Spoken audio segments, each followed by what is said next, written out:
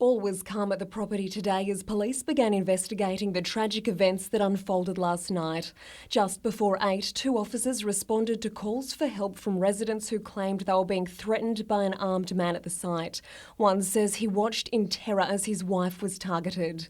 As the knife was coming down, the police car arrived, so it was just like, I think she's just coming to terms with how narrow the escape.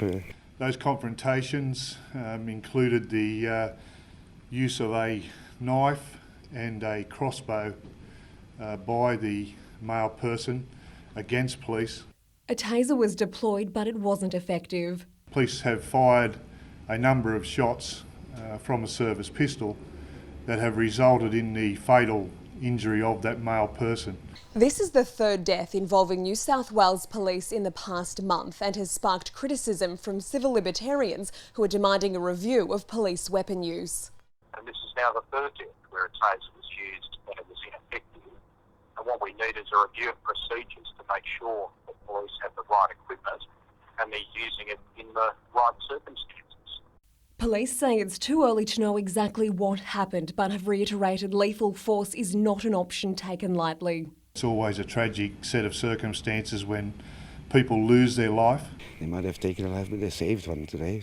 About a dozen witnesses at the property are being interviewed. Kath Landers, NBN News.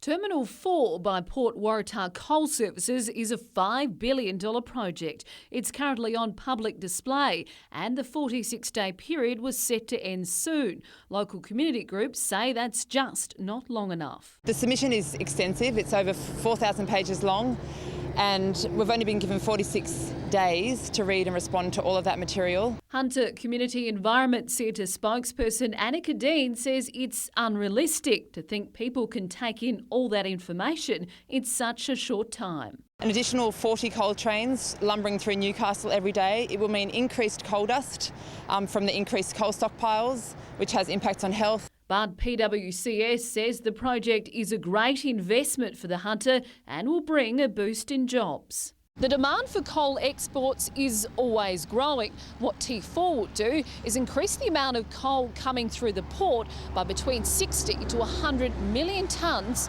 per annum. An extension request for the submission period was made. It was first refused. I think it's very unreasonable for him to have rejected our request. Actually, I think the approvals process for major projects is far too fast. But following community pressure, Planning Minister Brad Hazzard has decided to extend the period for an extra 14 days. Amy Ziniak, NBN News.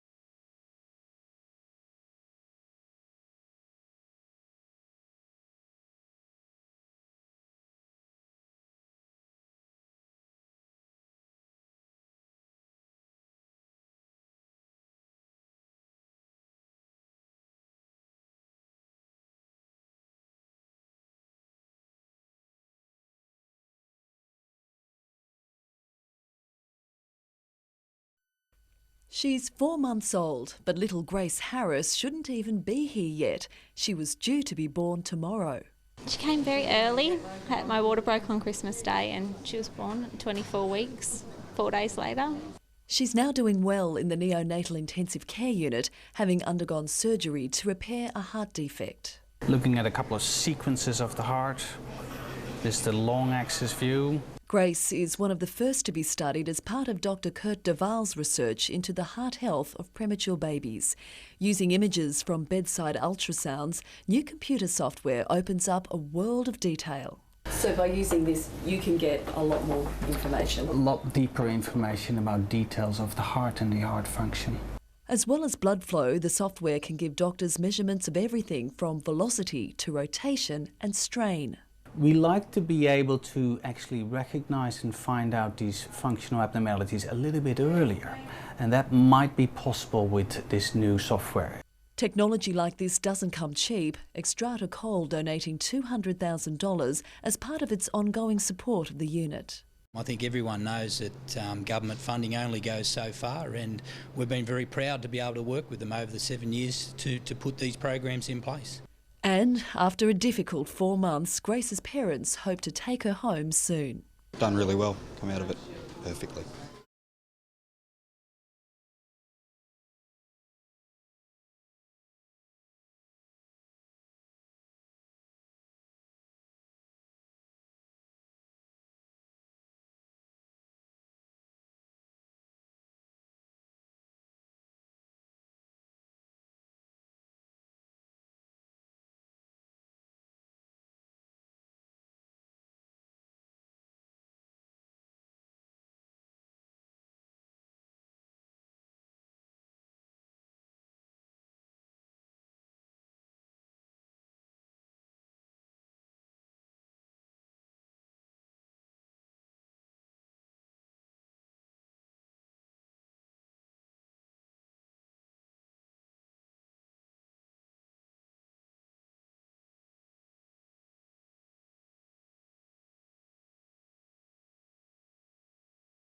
He wanted to be a part of it, and he made that point clear to me today when I spoke to him.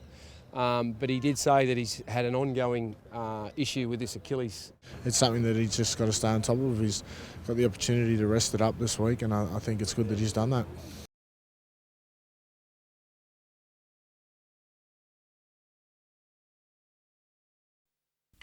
Almost 400,000 Australians signed up for World War I, 1 million more for World War II. And in the 1960s, Anzac marches were packed with returned service personnel from Australia's many conflicts. War losses were still keenly felt for families and communities throughout northern New South Wales. Being there back in those days, days like Anzac Day were instilled into us as days of national and local significance. David Dial, a military historian whose father and grandfather served overseas, has made it his business to research and record the details of many enlisted men and women. He's the author of several books and behind a database of where many fought and died. Well, actually it started here in Belmont 50 years ago when I was 8 years old, marching with the first Belmont Cubs in the Anzac Day Parade. Even now, new information comes to light, like the recent identification through DNA matching of northern New South Wales diggers killed in the World War I Battle of Fromelles. When we can put names and occupations and addresses to these men, it makes a big difference. And also, it's surprising how many people today weren't aware that great uncle Bill or John was killed at the Battle of Fromelles. As well as the solemn scenes captured by NBN news cameras over the years, Anzac Day has always provided a catch-up for old comrades and maybe the chance to toss the two-up coins. With the centenary of the First World War coming up in 2015 to 2018, it is not too late now to start planning for perhaps a regional war memorial which lists all those Hunter Valley men and women who have paid the supreme sacrifice in all wars and conflicts. But as the legions of returnees started to thin, the number of descendants marching in their place began to grow, along with the ranks of onlookers who come to show their respect and to learn. I think it's more than just turning out for a parade on Anzac Day. I know personally that not a day goes by that I'm not doing something to record those service and sacrifice of those men and women. But more awareness, finding out more about your grandfather or grandmother, your uncle, your auntie, whether they served in the South African campaign or World War I, World War II, Korean War, Vietnam or Malaya, or the Indonesian confrontation. And that the resources are there. By all means, make good use of those resources. And people call it history, but I call it their story. Their story is our history.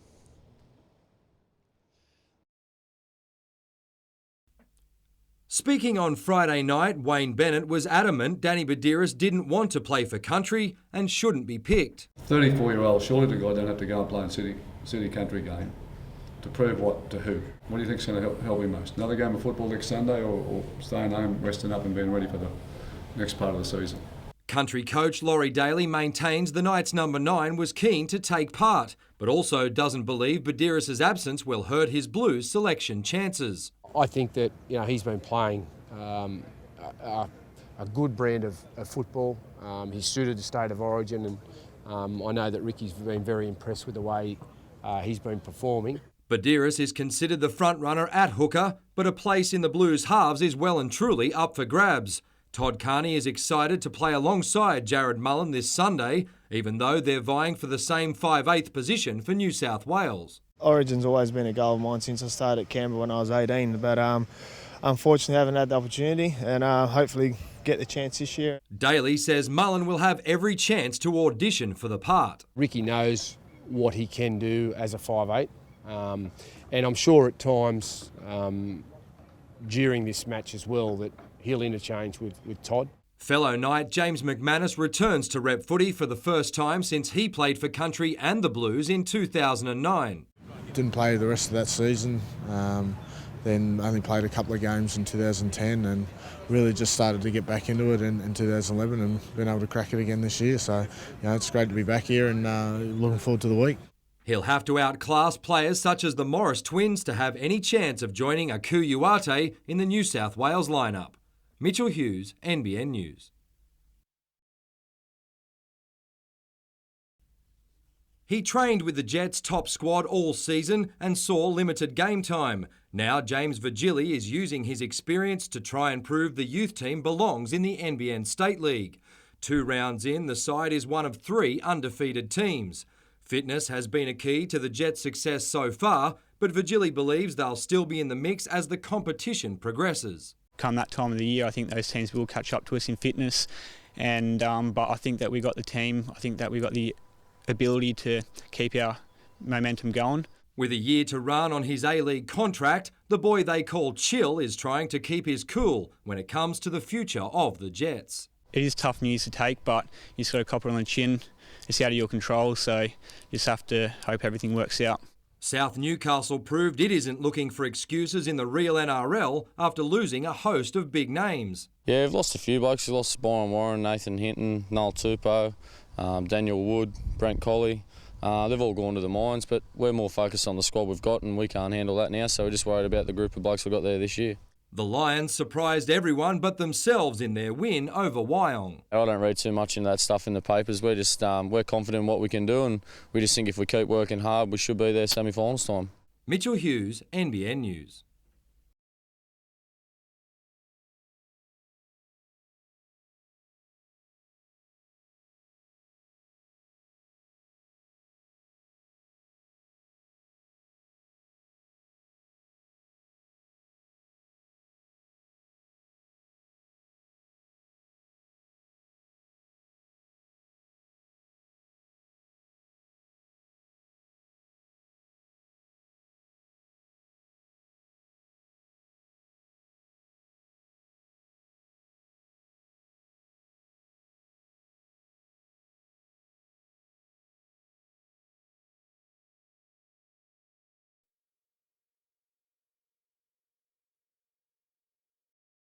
What started as a bang on the front door quickly turned into a nightmare for 2 residents of this Kitchener Parade unit block last night.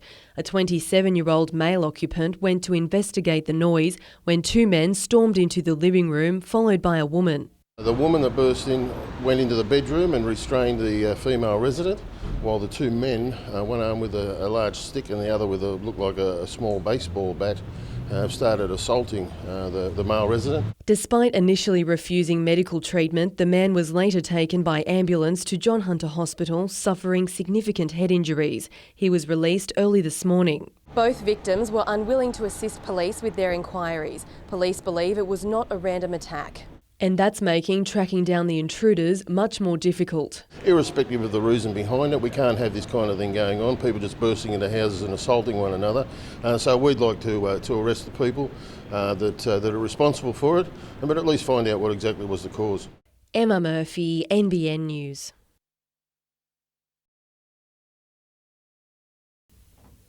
Staff shortages put pressure on employees at the best of times, but when your job involves new lives, midwives say there's no room to cut corners. Our antenatal services are stretched to their limit. The Nurses Association claims the John Hunter already has 10 vacant midwife positions, on top of an additional 21 promised by the state government. Maitland is owed an extra 8. We're still waiting for confirmation that this is coming through. We haven't seen any funding, we haven't seen any change in staffing levels in our maternity services. They're getting worn out and women are having trouble accessing maternity care in the time frame that they should be receiving it.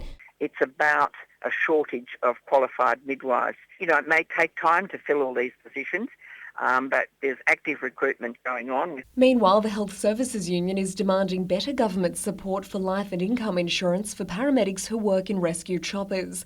It follows the tragic death of Mick Wilson during a rescue on the state's south coast. If a helicopter went down, the pilot, the crewman would be looked after, and in terms of the paramedic, they usually cannot get life insurance, or it's too expensive and prohibitive for them to be able to afford it. The government claims the current provisions are adequate, and in the case of Mr Wilson, his wife was looked after. The Death and Disability Scheme and the Workers' Compensation Scheme was able to provide for her family a substantial amount of money. Kath Landers, NBN News.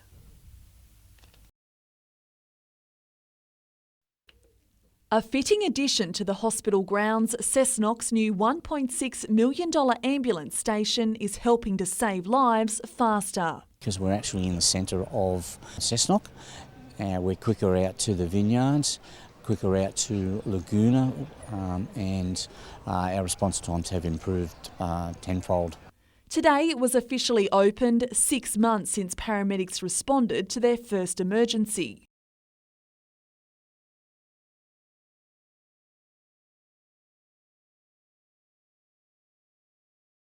The new base also boasts benefits for paramedics with a training room and indoor and outdoor staff facilities. The old Cessnock ambulance station was 60 years old, so as the Commissioner had said, it was really past its use-by date. That old station failed to go under the hammer.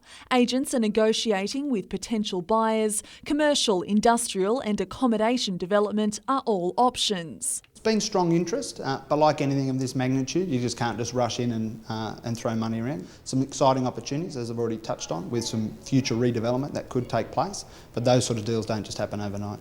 Christy Reading, NBN News.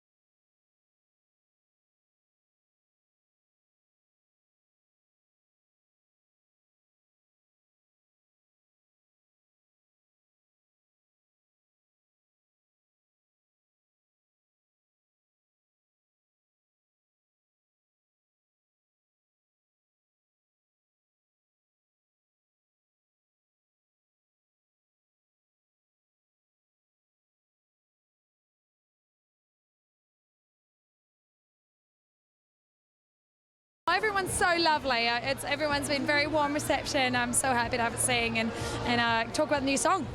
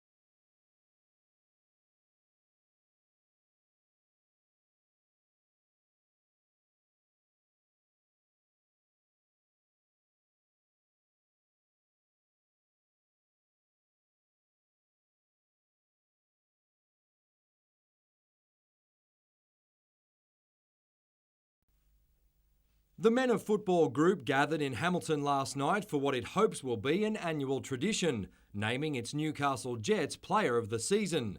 The humble recipient of the first ever Ray Bart's medal, Dudley Redhead Jr. Taylor Regan. I was definitely caught by surprise. I expected someone like Jeremy Brockie or Ryan Griffiths to win the award, or even Ben Kennedy. But yeah, a massive honour. You know, obviously there's a lot more people in Dudley that vote for the award than I thought. To have the medal named after myself was a great honour in itself, but for Taylor to be the first recipient, a local boy doing as well as what he had done, was just the icing on the cake. Since Hunter Sports Group's announcement a week ago, the Socceroos great has met with FFA officials and says the governing body is desperate to have a team in Newcastle. The main priority at this stage is to try and mend the bridges, and that with HSG and FFA, and you know, maybe with an independent mediator between the two of them, they can work out their differences. As expected, several Jets players have already been approached by rival clubs. For now, no one is leaving. It's been pretty positive, to be honest. All the boys sort of are holding off on contract talks with other clubs at the moment because we realise that Newcastle's got such a rich history and they want a team here. And these fans are out to prove it, with a rally at Hunter Stadium this Friday at 4 p.m. The event's Facebook page already has more than 1,000 people confirming they'll attend.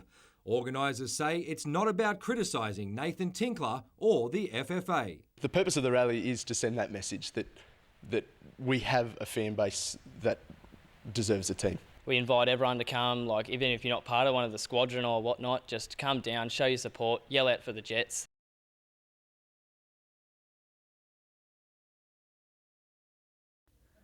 Only diehards brave this weather. More than 160 boats, including the top 5 crews in the country, clocking up their time on the water before the national titles begin this Friday. We've got the winner of the Sydney to Hobart, Lokey's competing this weekend. We've also got the current Australian champion, Hooligan. They'll be out there as well. Port Stephens is also being showcased on an international scale. Members of the Italian swim team in town to take the plunge. Getting up close and personal with the locals, it was a once-in-a-lifetime opportunity. Very nice. Was an amazing experience. Yeah, we really loved it. Their visit part of a $2 million marketing campaign targeting Italy from Tourism Australia. The promotion is also set to generate plenty of free publicity for the region, with Italian media also tagging along. Apart from a little bit of rain, it's still an incredible country. Fantastic. Really beautiful. It's very hard to attract people from countries, particularly Europe, the cost and the work to get there. So these sorts of events are absolutely fantastic because they get shown all over Italy, and it generates people's interest, and hopefully they'll get their fingers working on Google. Amy Ziniak, NBN News.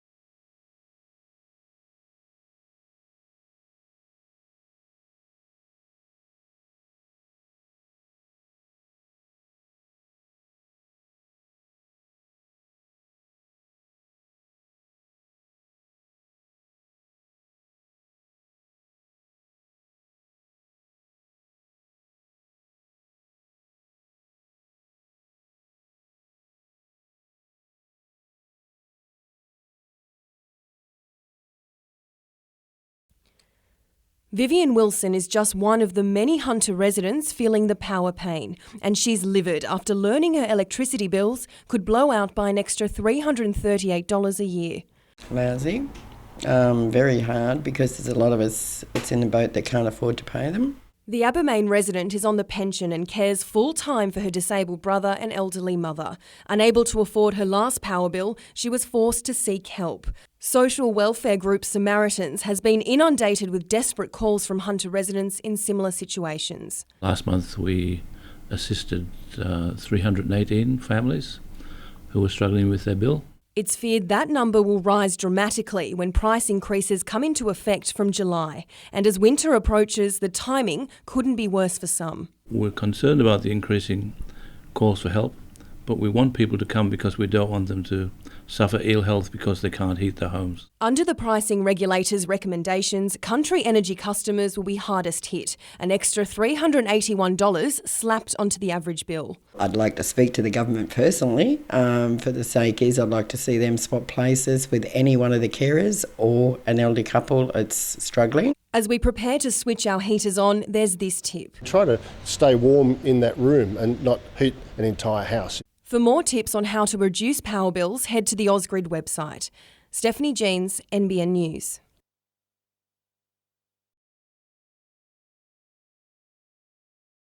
Parking in Newcastle is about to get more costly. Starting next month, 75 new parking metres will be operating in the city's west. That's expected to net council a whopping $430,000 next financial year. Business owners aren't happy, labelling the move a cash grab. I mean, their estimates are showing $6 and $7 million that comes off parking costs, let alone the fines are on top of that again. Where is all of this money being spent? I mean, it was supposed to be spent on the beautification of the city. Well, hello, I mean, let's have a look at the city. It's not being spent there, so where is all this money going? The State Office building on Bull Street, which is also set to be hit with metre parking, hosts 350 employees. They too are up in arms. We're having to walk to residential streets late at night to seek out a car park, and we're having to now pay for our own safety by paying an extra $2,000 a year for the parking metres. Workers here come in from all over the valley. There's no integrated transport, so driving is their only option, and now they're being squeezed out. Come May, a spot near National Park's netball courts and sports grounds will also cost you, even on weekends. Newcastle Netball Association President Del Saunders says participating in sport doesn't come cheap, and this will slug players even further. Being non-profit organisations, as Newcastle Netball is, we try and do our bit towards helping the health of the community, and this will certainly have an adverse effect on that. Council says the changes were implemented to help relieve parking congestion and that it's also trialling several 15-minute free zones across the city. Generally, it's a business-friendly approach to allow people to drop in quickly and get out. Emma Murphy, NBN News.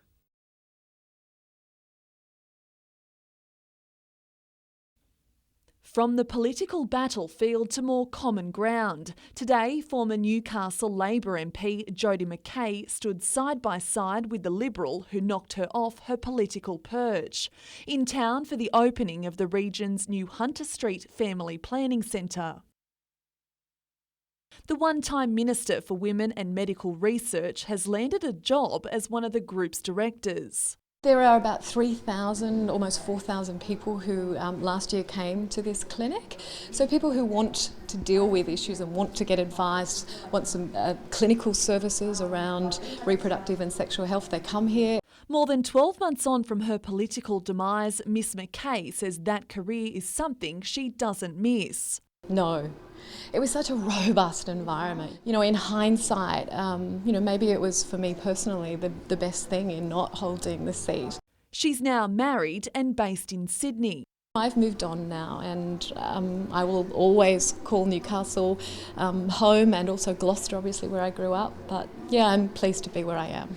As for how her successor, Tim Owen, is doing... I think that when you're an MP, it's really hard to please everyone. And as long as you have a deep commitment and a passion for what you're doing, then that's all you can ask for. Christy Reading, NBN News.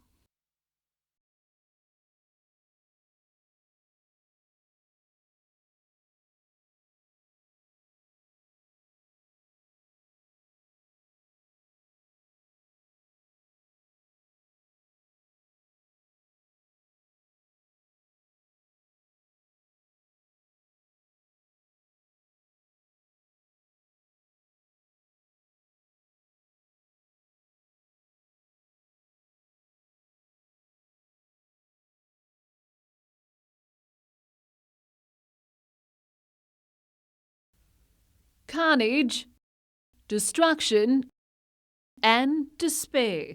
With more than 80,000 heavy vehicles registered on New South Wales roads last year, crashes like human error are inevitable.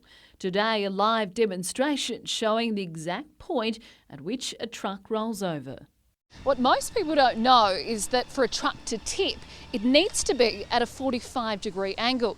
And what's the reason why most trucks roll? Well, that's speed. Trucks don't just fall over. We've got data that proves that. But it's after the crash where the challenges arise. One heavy vehicle insurer has developed a program ensuring drivers are looked after, accident sites are cleared sooner and damage is minimal. We've been working with the repairers over the last 10 years, the Heavy Vehicle Association, Repair Association, to enable trucks to get back on the road a lot quicker. In New South Wales alone, the organisation handling about 1,300 claims each year. That mightn't seem like a lot of accidents to a lot of people, but truck accidents are usually a lot more severe and cost a lot more money. There can be environmental concerns as well. Amy Ziniak, NBN News.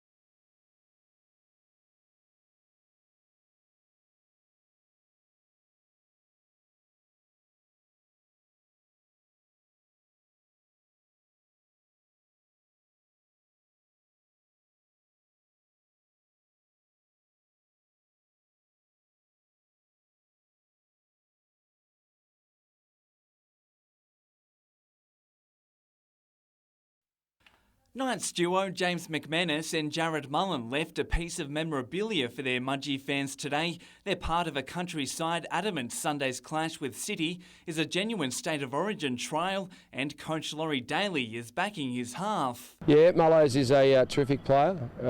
He's been here a couple of years now and he knows what's expected of him, and he's maturing all the time, and I think under Wayne's guidance he'll be a even better player.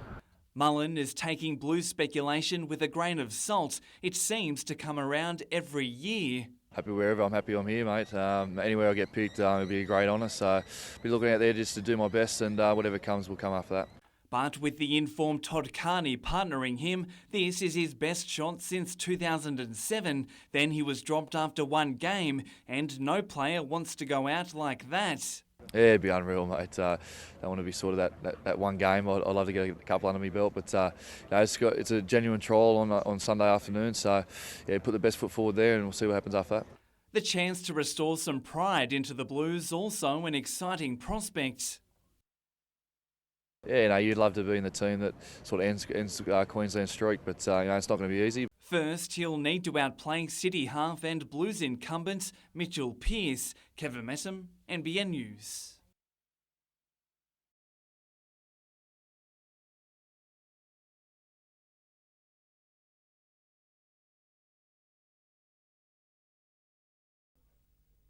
If anyone is still looking to justify why Newcastle needs an A-League team, look no further than this group.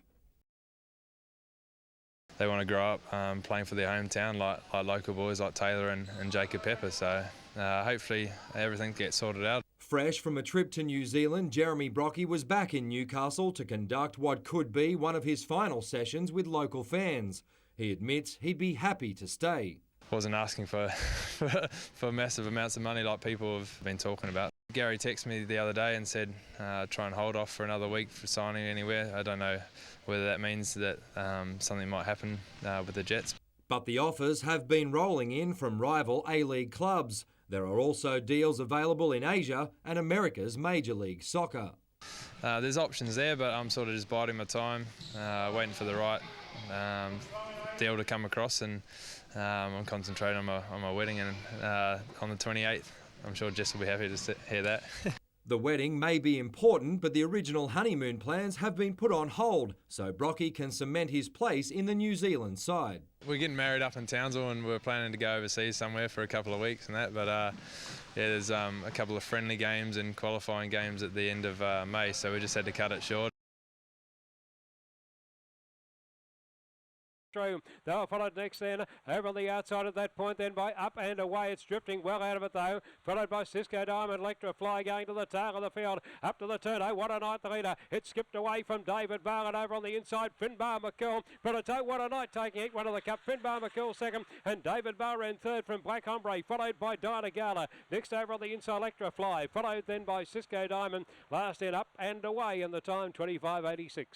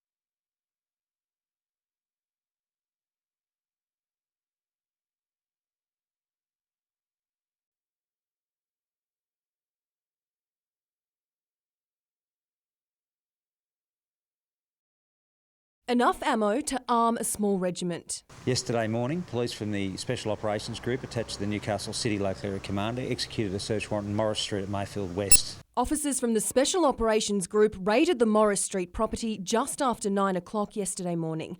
They allegedly seized over 10,000 rounds of ammunition, 7 kilograms of gunpowder, fireworks and various manufacturing equipment. There was also a firearm found, or a portion of a firearm. 42-year-old Tony Reardon was arrested and has been charged with 3 counts of possessing ammunition without holding a licence and 1 count of possessing a barrel for a firearm. He faced Newcastle local court today, where the magistrate said the sheer quantity of ammunition found was deeply troubling. That quantity of ammunition out in the public unauthorised is always going to be a concern. The accused said he was shocked at the discovery and claims he was set up. Mr Reardon's application for bail was refused this afternoon and the case has been adjourned until Monday. Stephanie Jeans, NBN News.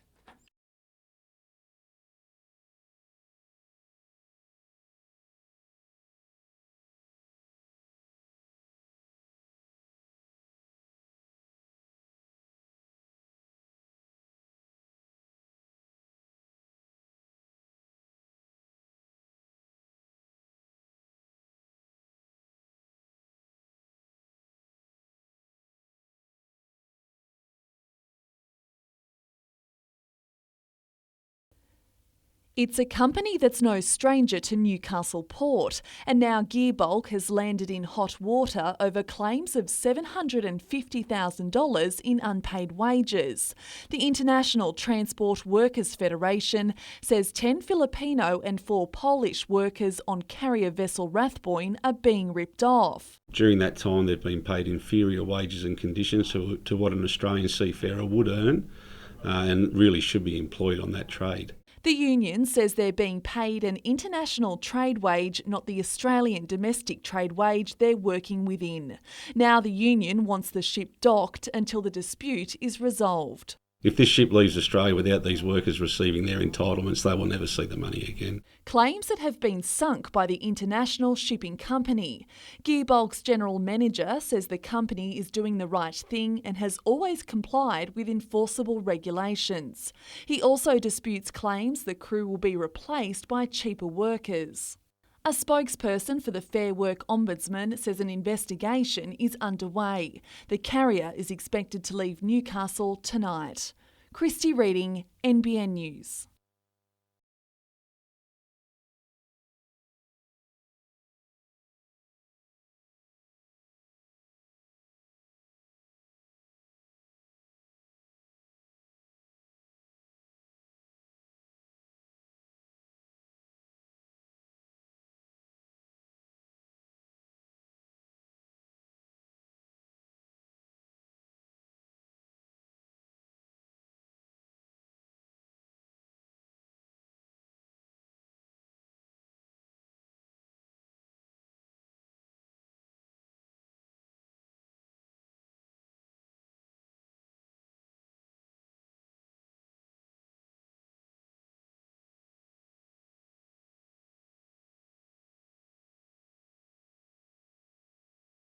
I know he's keen to get back out there in a red and blue jersey and just have that feeling of running out in front of a Newcastle home crowd that are behind him for a change.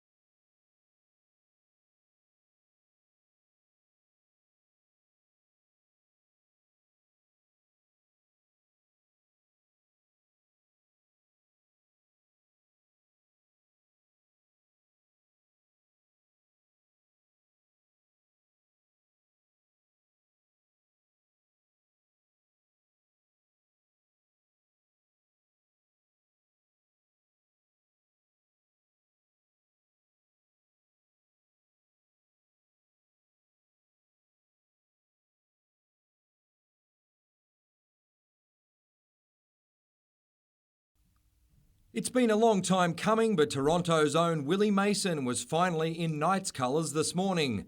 Making him feel right at home was injured Newcastle captain Kurt Gidley. The pair have known each other since they were teenagers and have represented country and the Blues together.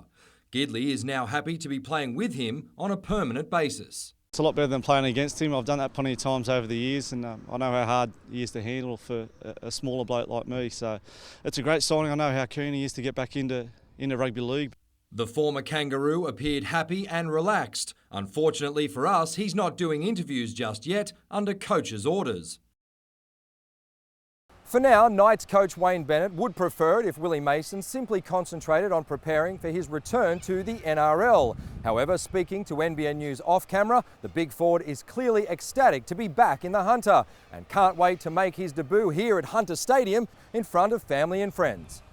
I know he's keen to get back out there in a red and blue jersey and just have that feeling of running out in front of a Newcastle home crowd that are behind him for a change.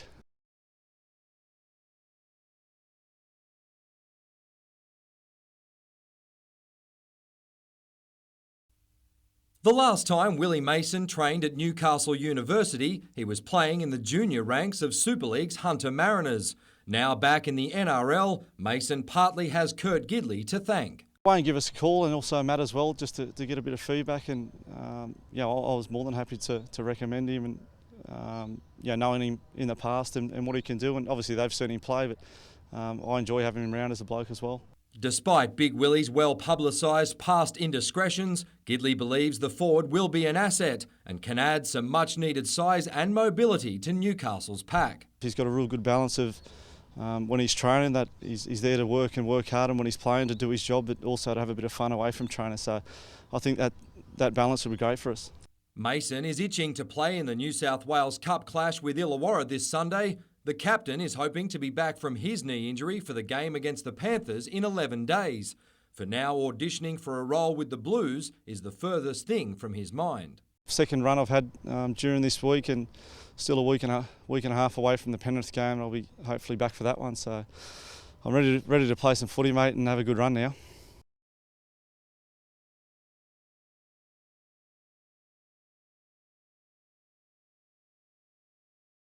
These days, it's hard to separate brothers Ben and Adrian Sutter on or off the rugby field. The Southern Beaches duo recently opened fitness food cafe Raw, dedicating it to their late sister, Katie. Her life in general was sports. She was unbelievably active. She studied sports science. She was almost like a mother to me growing up. So yeah, we were pretty close. On Saturday, the Katie Jane Sutter Fund for Cervical Cancer Research will be launched when Southern Beaches host Singleton. She was diagnosed with cervical cancer about a year and a half ago. She passed away in April last year. Special jerseys will be worn to honour Katie, so expect an emotion-charged match from a side keen to establish itself as a premiership contender. There was a bit of an error with the timings last year. They kicked off before the boys even made it on the field, so there'll be a bit of a score to settle with Singleton, I think.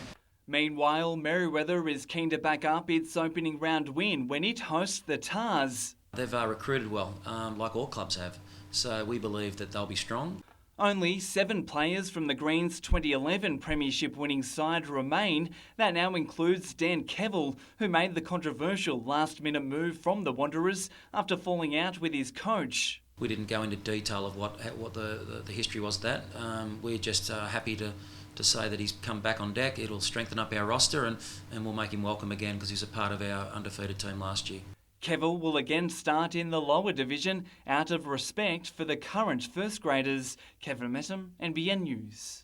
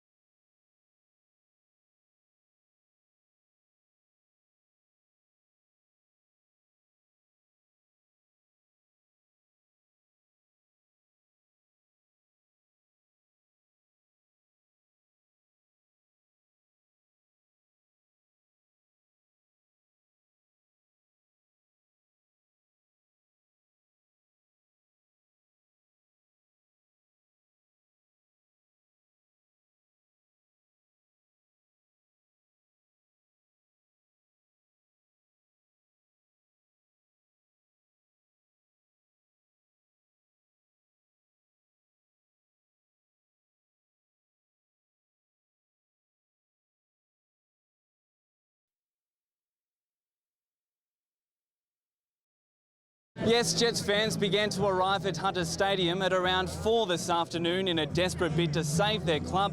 And while many are pointing the finger at Nathan Tinkler and the FFA, most just want the matter resolved. I think put them both in a room together, lock the door and say, you know, give us a team somehow. Our city, we love football, we love the Jets.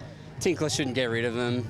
We just want a resolution. Like, we want a team in Newcastle. Everyone here is showing that we do want a team in Newcastle. From red and blue supporters to the traditional gold, the passion was everywhere. Some found unique ways to get their point across, while from the grassroots up, youngsters showed what they could be missing out on in the future. We can't go to any games if the Jets aren't here. Many others are expecting a resolution sooner rather than later.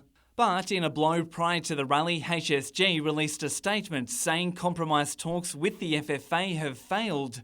The Jets claim they gave 4 proposals to the governing body that the $5 million licence fee be amended, that any Jason Kalina liability will be shared, that an independent body funded by the Jets be created to review the A-League's financial model, and that they'll continue with the licence until mid-2020. The Jets say that all was rejected. The FFA claims today's statement was the first it heard of it. It's another hit for former and current players who attended an emotion-charged Old Boys lunch today. These guys obviously want a supporters base. Doesn't matter who's in charge or what, it's because these boys are all about football in the community. It even boasted legend Mark Bosnich, and while recent events have been disappointing, there's still hope. You've got to be as confident as you can. Thankfully nobody's jumped ship yet and the boys are sticking together, and that's what we keep reiterating. Kevin Metham, NBN News.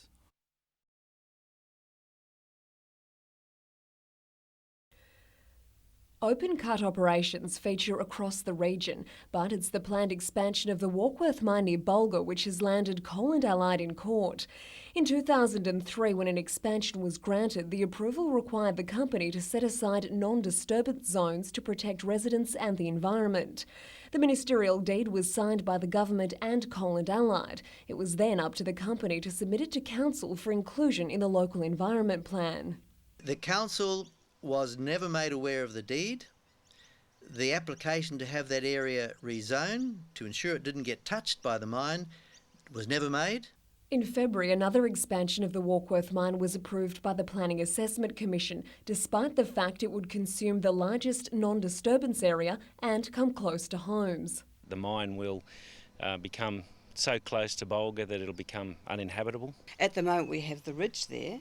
To protect us, it would just become a big open pit. It's a backdrop like this which Bulga residents want to avoid. The community believed it was safe under the ministerial deed, but now fear it's not worth the paper it's written on. It was supposed to be in perpetuity. I know what perpetuity means, and it seems like it's gone nowhere. Coal and Allied says it altered its mine plans due to unforeseen changes in the market, and as part of the new expansion approval, it's promising to protect a large portion of land elsewhere. Kath Landers, NBN News.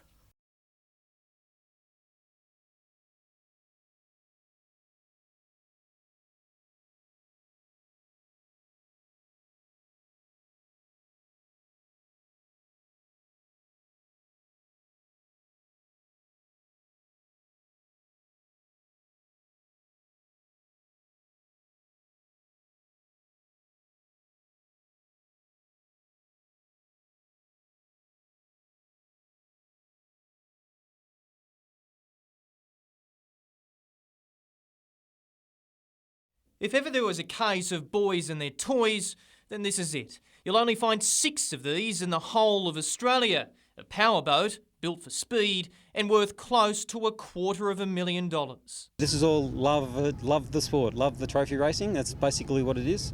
Tomorrow they'll hit the harbour. It's round 1 of the offshore superboat series, but given they'll reach speeds of close to 200 k's an hour, perhaps it's easier to grab a look on dry land. You reckon Dad should buy one? Yep. As an investment, history tells us you'd have to be crazy to own one. Even a charity race didn't go to plan today. Federal MP Bob Baldwin's boat broke and had to be craned from the water.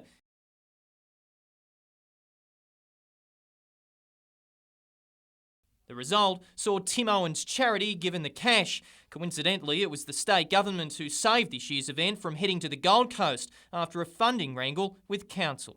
Come on down, guys. You know, if you're not here, we won't be here. Meanwhile, one event headed our way is the International Birdman Rally. It was postponed, feared lost because of the superboats, but organisers say they'll now hold it in September. Nat Wallace, NBN News.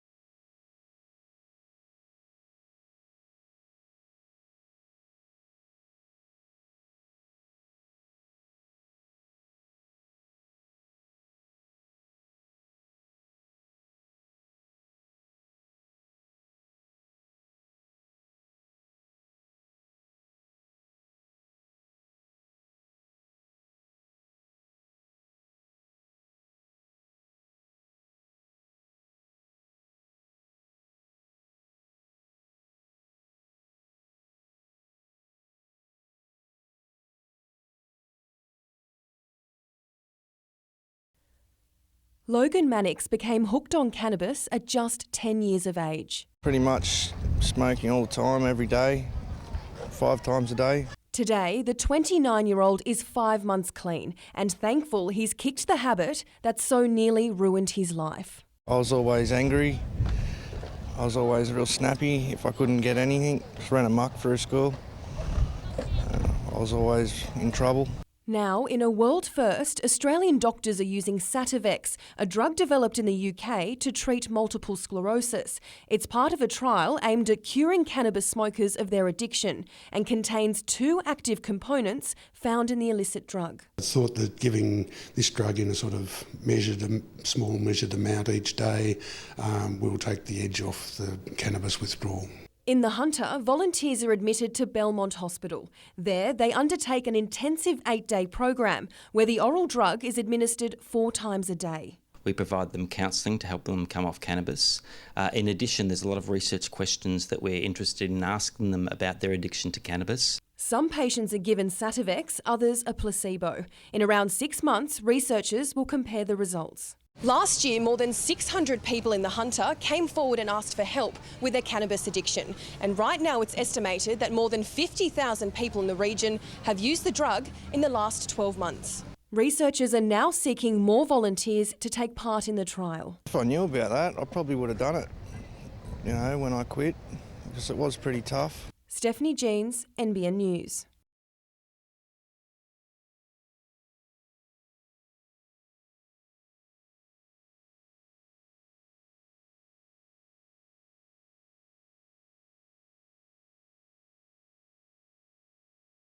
I think put them both in a room together, lock the door and say, give us a team somehow. Our city, we love football, we love the Jets. Tinkler shouldn't get rid of them. We can't go to any games if the Jets aren't here.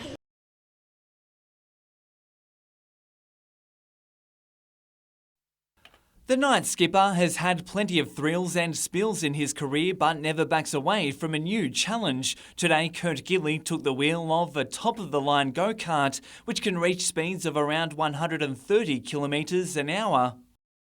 Yeah, I'm like a big kid, mate. It's plenty of fun. Geez, they go quick. Kyle O'Donnell also had a crack along with teammate and rising night star Corbin Sims.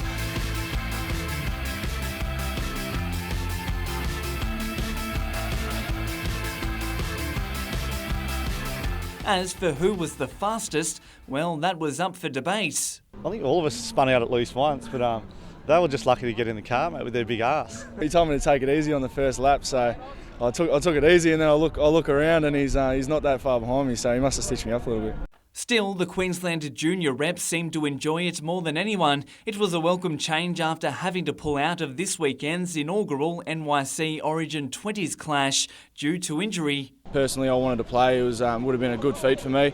But like I said, the doctor's words, the last word. The boys were on hand to promote the second round of the National CIK Series, which will be held at Cameron Park over the weekend, and its 2011 top-class champion, Tyler Greenbury, everyone is talking about. Yeah, there's a fair bit of pressure on me, but, I sort of just take it as it comes and, just try to stay focused and do the best I can. Some are calling the Toowoomba 19-year-old the next Jamie Whincup, and when you see him on the track, you get an idea why. Yeah, hopefully we move on to something else next year and do a bit of testing this year and hopefully get a bit of backing too. Competition commences tomorrow. Kevin Messam, NBN News.